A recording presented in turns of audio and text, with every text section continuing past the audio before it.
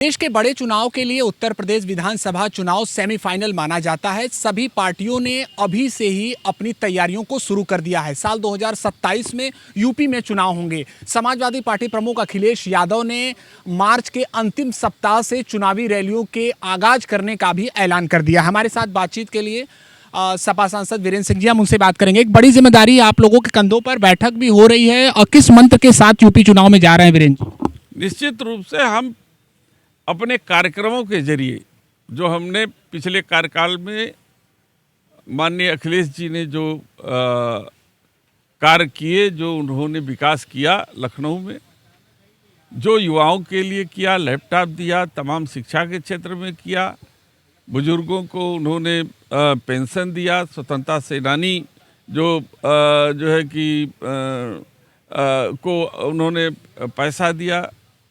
तो ऐसी स्थिति में जिस तरीके से उन्होंने काम किया, अपने काम का तो रहेगा ही, साथ ही पीडीए के सम्मान की लड़ाई के लिए, और उसको मुद्दा हम बनाएंगे पीडीए के सम्मान में समाजवादी मैदान में। पीडीए के सम्मान में समाजवादी पार्टी मैदान में इस समय बीते खास तौर पर एक दो हफ्ते से ब्राह्मणों के सम्मान की भी बात की जा रही है। कहा जा रहा है उत्तर प्रदेश में खास तौर पर इनको अनदेखा किया जा रहा है, और ये भी कहा जाता है कि यूपी के चुनाव में, देश के चुनाव में इनकी एक महत्वपूर्ण भूमिका होती है। तो आपको क्या लगता है, पीडीए के साथ साथ इन्हें भी साधेगी समाजवादी पार्टी? देखिए, पीडीए का गलत अर्थ लोगों ने अपनाया है। पीडीए में वो सभी लोग हैं, उसमें ब्राह्मण भी है। जनेश्वर मिश्र जैसे ब्राह्मण जो है कि पीडीए के स्थापित करने वाले लोगों में से हैं। कपिल देव बाबू जैसे राजपूत भी वर्ग उसमें है। हमारा पीडीए का मतलब वो पीड़ित वर्ग जिसको इस सरकार में सम्मान नहीं प्राप्त है, उसके सम्मान को रक्षा, उनकी सम्मान की रक्षा के लिए, उन्हें सम्मान दिलाने के लिए हमारा पीडीए प्लेटफॉर्म है। सब जानते हैं कि ब्राह्मण समाज एक ऐसा समाज है जो सदियों से इस देश को दिशा देने का काम किया है।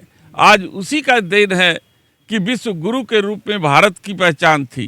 ये नकली विश्व गुरु के रूप में जो भारत की पहचान नहीं हुई है, जो आज देश की कुर्सी पर बैठे हुए हैं, ये सब ब्राह्मणों की देन थी कि जिन्होंने अपने विद्या से, अपने योग से, अपने जो है आविष्कार से, चरक संहिता और तमाम ऐसे ऐसे आयुर्वेद के हमारे महापुरुष हुआ करते थे, जिनके कारण हमारा भारतवर्ष महान था और उसको जो है कि विश्व गुरु की संज्ञा मिली थी। ये फर्जी या झूठ बोलने वालों से थोड़ी मिली थी। आपको लगता है कि उनकी अनदेखी हुई है, उनको, उनके मान सम्मान को चोट पहुंचाया गया है? घूसखोर पंडित या फिर प्रयागराज में कुछ बटकों को शिखा खींच के मारे जाने वाला विषय, ये बहुत ज्यादा मुद्दा। सवाल ये है कि जो शिखा कभी रखा नहीं, जिसके सिर पर कभी शिखा है ही नहीं, वो शिखा के महत्व को क्या जाने।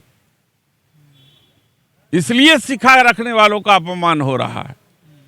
और पीडीए समाज संकल्पित है उस समाज की स्वाभिमान की रक्षा के लिए। हम सब जो है कि उनके सम्मान के लिए उनके साथ खड़े हैं। एक अंतिम सवाल, कांग्रेस पार्टी भी आज एक बड़ी रैली कर रही है वाराणसी में, तमाम सांसद जुटे हुए हैं, और आपने कहा है कि अभी हम ध्यान दे रहे हैं 403 विधानसभा सीटों पर। आगे की रणनीति क्या होगी? क्या अभी कुछ बातचीत चल रही है कांग्रेस के साथ, या फिर अकेले समाजवादी पार्टी उतरने का विचार कर?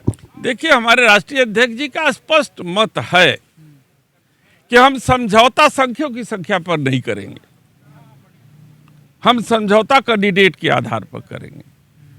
कांग्रेस के पास अच्छा कैंडिडेट होगा, उस सीट पर हम समझौता करेंगे। लेकिन ये कहें कि संख्या दिखा करके हम समझौता करेंगे, तो हम बिहार में देख चुके हैं, हम ऐसा उत्तर प्रदेश में नहीं करेंगे। संख्या दिखाकर सीटों का बंटवारा नहीं होगा, जिताऊ कैंडिडेट कहीं से भी उनके पास जिताऊ कैंडिडेट होगा तो हम उस पर जो है हमारे राष्ट्रीय अध्यक्ष जी विचार करेंगे और उसके साथ समझौता करेंगे। एआईएमआईएम के साथ कुछ आने वाले समय में बातचीत हो सकती है, क्योंकि वो भी किसी भी पार्टी जो भारतीय जनता पार्टी की बी टीम बन करके हमारे साथ जुड़ना चाहेगी, हम उसको कभी अपने साथ नहीं जोड़ेंगे। तमाम विषयों पर बेबाकी से बातचीत की है समाजवादी पार्टी से चंदौली के सांसद।